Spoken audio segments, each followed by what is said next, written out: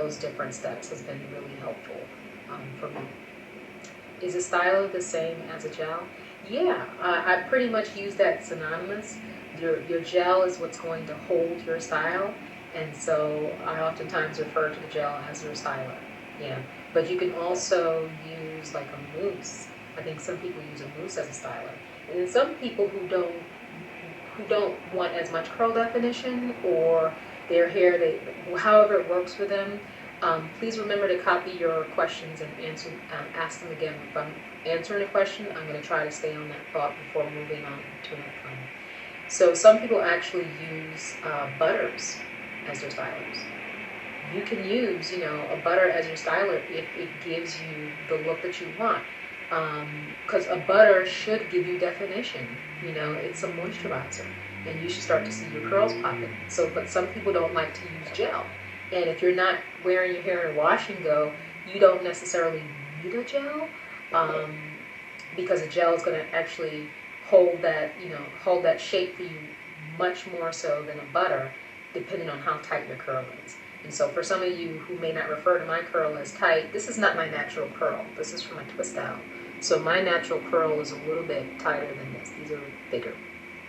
And I don't like my hair just with a butter on it. I haven't really tried. I like it with the gel. One of these days I'll try it, but I just know that I get more hold with the gel. But you can totally use a butter, as your styler. Now ask me a question again.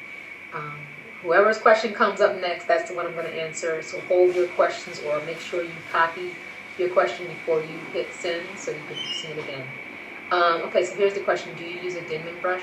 Actually, no, I don't. I'll show you guys what I use. Here.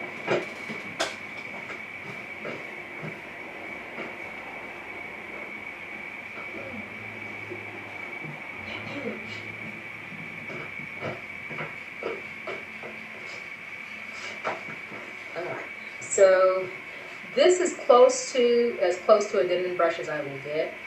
This is the Felicia Leatherwood detangling brush. It's called a brush, but it kind of behaves like a comb. You see how you can see through it? And it's kind of flexible.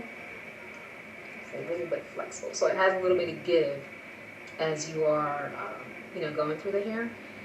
When I first started using this, I was very, very cautious, especially with a tighter curl, because I don't like anything wrapping around and getting caught. But I have grown accustomed to using this, and so now I will use this on a tighter curl.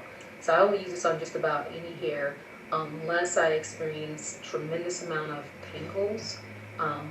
That's the only time I will not use this, if the person's hair is tangling too much, because I don't want to rip out the hair. But I like to use this last, because this is what I use to help remove the loose hairs that are in your mound of hair.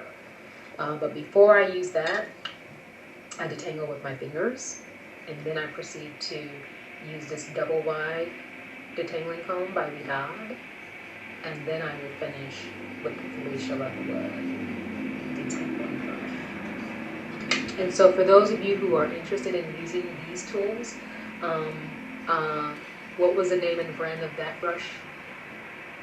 This is the Felicia Leatherwood detangling brush, and this is the double wide detangling comb by Vidal. And both of these items are available in my Amazon store. And any items that I use, people ask me about all the time. So I do have a link available to Amazon. You can go to my store of items and find these on page 3, as well as others.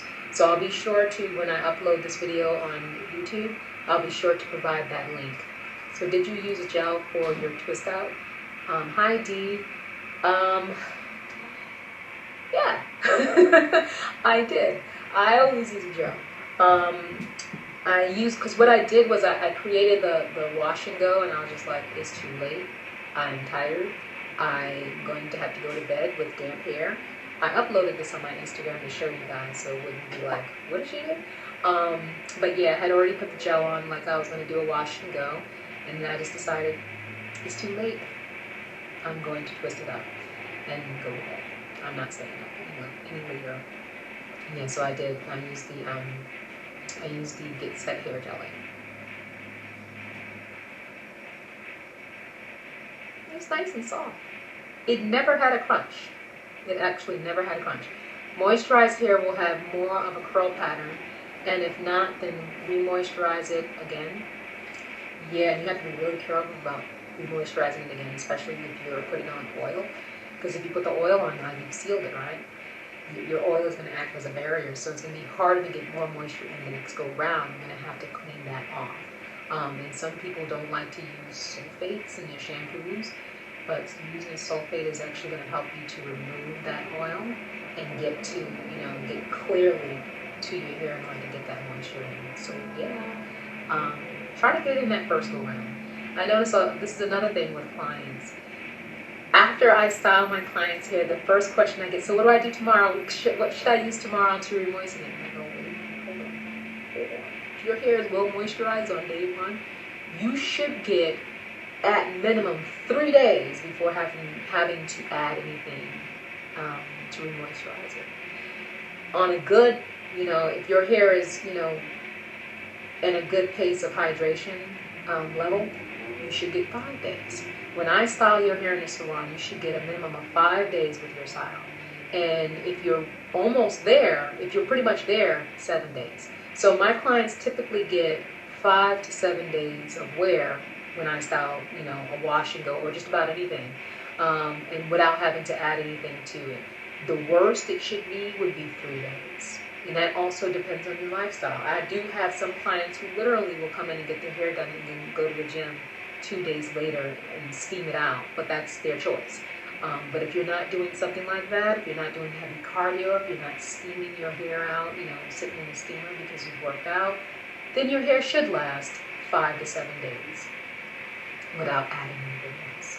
But if your hair is extremely, extremely chronically dry by the first time you come to me and I put everything in, you may get a good 3 days before you need to re-moisten your hair.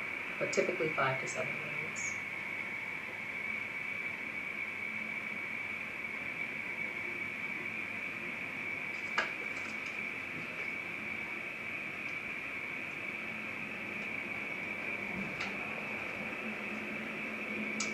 I have an allergic reaction to a particular hairline.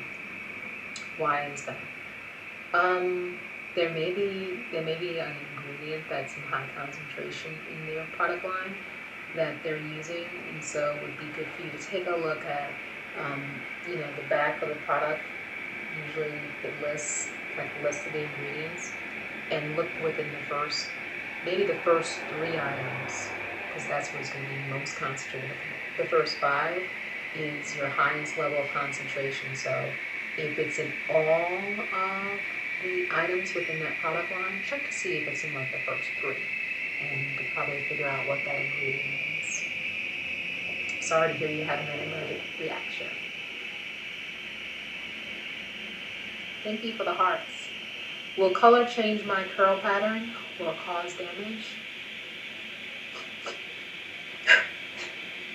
I'm sorry, I get dramatic when it comes to color. I'm like, let me just remind everyone, my platform is about retaining length, keeping your hair in good condition, and maintaining it. So when you start to do things that are outside of what your hair was designed to do, completely changing, going into the cortex layer and changing something, you are going to experience, potentially some consequences from it. I have seen where, just very lightly lifted color hair, or the color has been lightly lifted, the pigment has lightly been lifted out, and still the person's hair experiences dryness. So just be careful. What I like to do for those who really want some color, just to experience it, maybe just try it on the ends. You're going to be trimming your ends soon anyway, so maybe just do the tips so you can have a little bit of color flare. And it really is pretty. You can go on my page and see. I have some clients who have color just on the ends, and it's so pretty. It will add some dimension to your hairstyle without having to take on so much of a commitment to color and then experience those negative consequences of dryness, because it is inevitable. Some people, even if they go darker, like with gray hair, you already have resistant hair and you put the darker color on, they also experience dryness, especially with the permanent color. So that has been, pretty much the experience for most hair. It's rare. You're very welcome, Nita. It's rare, you do have some instances where people will say, well, my hair is still pretty much the same. It's never going to be the same because it has changed. It can't possibly be the same if it's changed. It will be the curl pattern. Some people like it because it is looser. If you have a really tight curl pattern, some people really like it because their hair is a little bit looser. So they will take the change. They will take the dryness over, because that's what they want or that's what they like. So be careful. It's less of a commitment if you just do your ends, see how you like it, see how you like the way your hair is behaving, see how you like the maintenance that goes along with it, because you will have to be more on top of those portions of your hair so you don't lose them. So that's a suggestion from me. What's the difference between steaming hair out of the gym and using a steamer when refreshing the hair? My first thought would be how you're steaming your hair makes a difference. If you're sitting in a room that's all steam, your entire head is going to get that steam, and it could potentially be too much to the point where your hair gets really frizzy. If you use a steamer like the Q Redo, the handheld steamer, then you are targeting your hair just enough to get a little bit of moisture in without frizzing it all out. So you can catch it before it gets too frizzy. And what I like to do is I steam underneath. So I get the fullness here without getting the frizziness on top. So if anything frizzes, you can't really see it. And then immediately I would put some oil on to seal in that moisture. If you just steam your hair without putting any oil on, you may experience a lot of frizz. That's been my experience. Now, if you're using a different type of steamer, like a hooded steamer, to refresh, I don't know if you would use that, but that would probably be about the same experience you'd have in the gym. So thoughts on aloe vera juice gel or as a moisturizer for low porosity hair? I'm glad that makes sense. Thank you.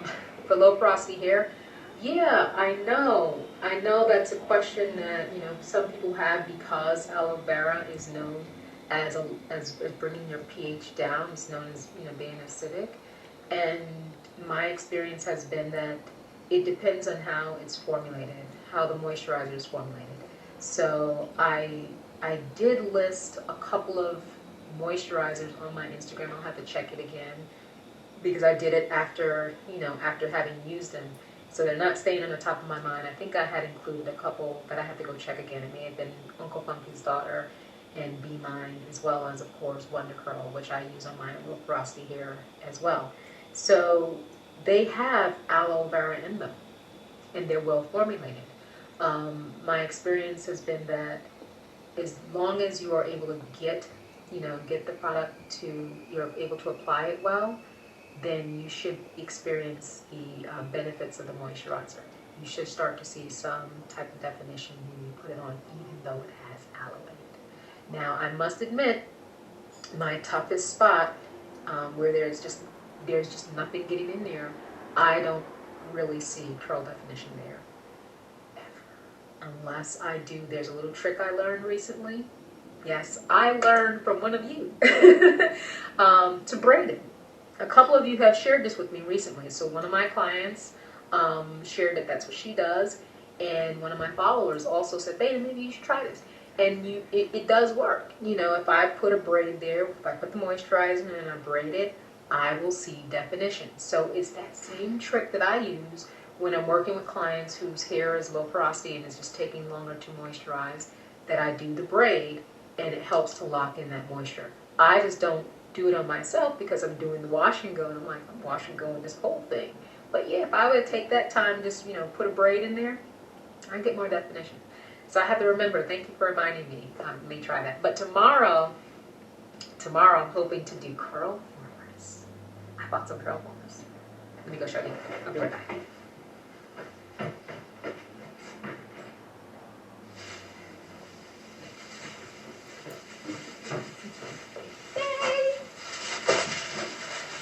Yeah, I went to Cosmocroft, which is beauty supply store only for licensed professionals. So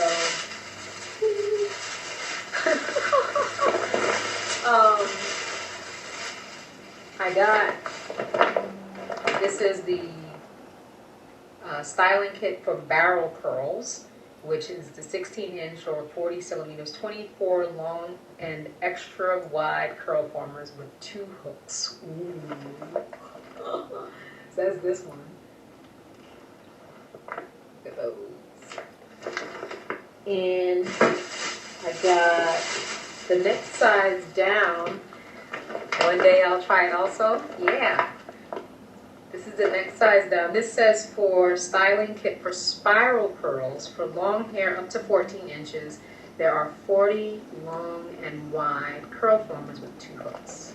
So that's this one. Here goes Michelle. Okay. And then you can see the size. So there's 40 in here as well.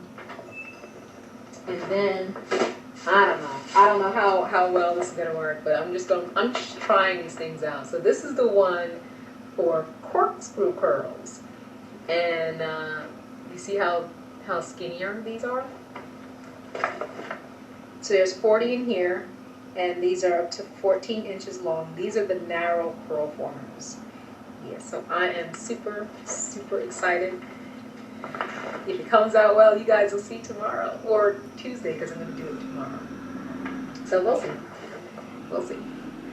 Yeah, so that's my excitement. So ladies and gentlemen, I did the scope earlier today because I'm going out to a live taping of a comedy show. This is going to be a comedian. I put it up on my Instagram so you guys can see my Instagram and my Facebook and Twitter. You can see who it is. They already started one show at 7. LaToya loves curl formers. My first time. I'm excited. I hope so. I hope to have fun. So yeah, I'm going to this comedy show. They already did one session, started at 7, and I said, well, I don't want to do 7 because I don't want to try and rush to do. You're very welcome. I don't want to rush to try and do my scope. You know, I'm going to be down in the city. So at least this way I can scope and then hop in my car and drive down to Manhattan because I live in the Bronx. So I'm going to be heading out to this comedy show. So if you don't have any more questions, I'm going to go ahead and wrap it up for tonight so I can head out and catch this live taping. So I have a few minutes more if you want to ask any questions that I didn't answer so far, lovely friends of mine.